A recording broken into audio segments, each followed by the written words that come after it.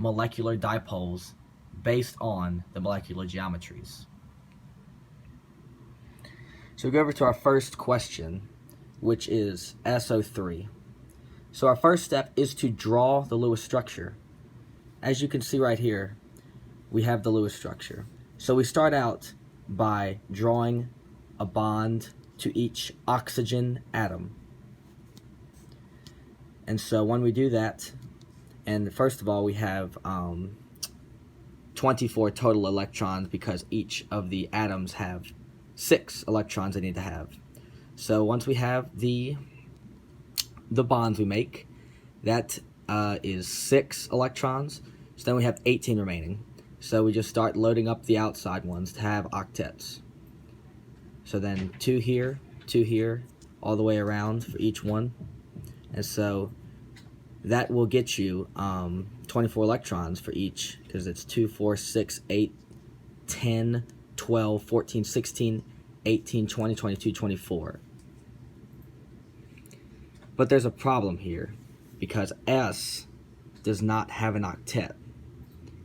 So with that in mind, we need to now use up one of the non-binding electrons from one of the oxygen atoms and then convert it into a bond between the sulfur and oxygen. So we have 2 bonds instead of just 1 bond like we have up here. So that will then give us what we want, which is the exact same amount of electrons, but we have octets on all of the atoms. And so we're going to go, and our next step, number 2, is identify bond dipoles using differences in the electronegativities. So we have the electronegativities right here. If sulfur is 2.5 and oxygen is 3.5. So with that in mind, we have the partial negatives will go on all of the oxygens because it has a larger electronegativity. So that is why there is a negative partial charge on all of the oxygens. But then the sulfur will have a partial positive.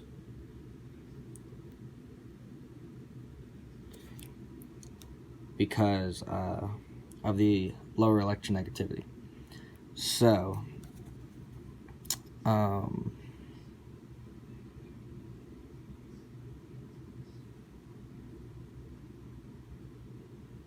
you have the plus for where the positive goes, then you draw the arrows to where the negative goes. And the next step is to identify the net molecular dipoles based off of the molecular geometries. So right here we have the molecular geometry, which is trigonal planar because there are 3 domains.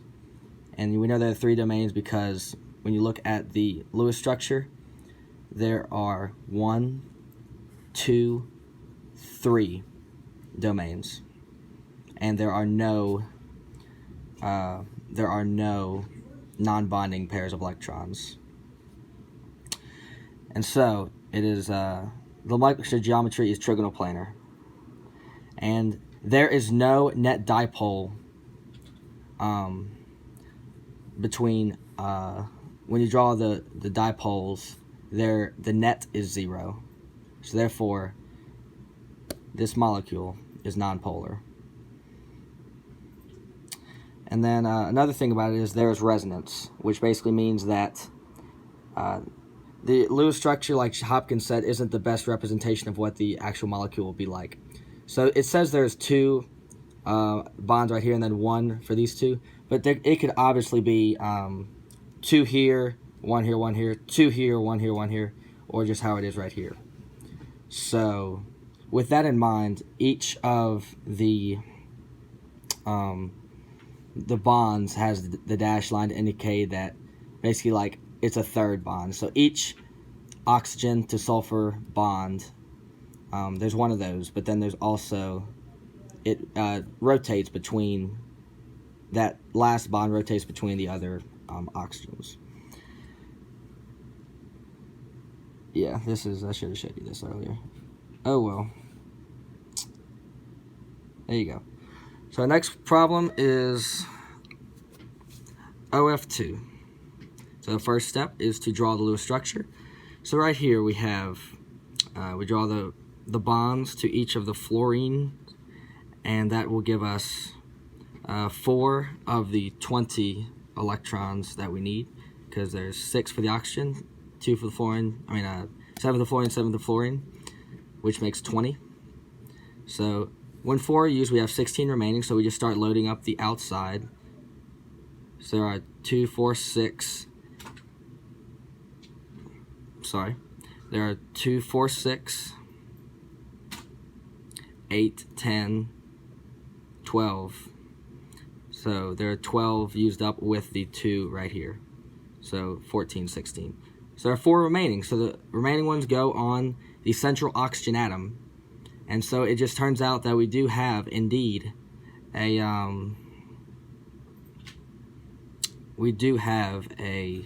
octets for all of the atoms, which is great.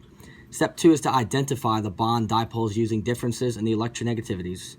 So we look over here. The electronegativities of the oxygen is 3.5 and of the fluorine is 4. So basically we start with the plus where the partially positive one is, and we draw it to where the negative ones are, which would be the fluorines. There are 4 domains. 4 domains for the central oxygen atom, meaning 1, 2, 3, 4. 2 of the 4 domains are non-binding electrons, meaning the molecular geometry is bent. So this is what it would look like. You have the non-binding electrons up here, which are forcing the bent pattern that you see here, forcing the fluorines to go in an angle like this. And this is what it's going to look like with the bond dipoles. We're going to be pointing down here. And so and since all of the domains are not the same, there are these 2 non-binding electrons. There is, in fact, a net dipole. And that is step 3, is to identify the net molecular dipoles based off the molecular geometry. So we just did that. So there's a net dipole. So the molecule is polar. So we go over here to BeCl2. So we do the same thing, draw boom, boom. And we have, we should start with his. For beryllium, we have 2 electrons, chlorine, 7. So 7 and 7 and 2. That's 16 electrons. We draw the bonds. That's 4 of the 16 is 12. And so with the 12, we start loading up the outsides to make octets. 2, 4, 6, 8, 10, 12. So there are the 12 that we needed. We just got it. So we have the amount of electrons we need. And then the big key here for beryllium, because you'd think it'd be kind of weird because the beryllium does not have an octet, but beryllium does not have to have an octet because it is an exception to the rule, the octet rule. And so the second step is to identify the bond dipoles using the differences in the electronegativities. The electronegativity of beryllium is 1.5 and chlorine is 3. There are 2 domains, as you can see in the beryllium atom. 1, 2. I'm going to backtrack just for a second. Because the electronegativities of the beryllium and the chlorine, there is a partial negative on the chlorine, a positive on the beryllium, and a negative on the chlorine. So we go down here, and the second step is to identify the bond dipoles using differences in the electronegativities. The 2 domains, there are 2 domains. So the domain geometry is linear, and the molecular geometry is linear. So it just looks like this, nice and beautiful. So we got equal amount of the net molecular dipoles. So it's an equal amount going towards the more electronegative atoms, which would be chlorine. And it's linear. And there is no net dipole because all of the domains are the same. Both the domains are the same. So there's no net dipole, therefore the molecule is non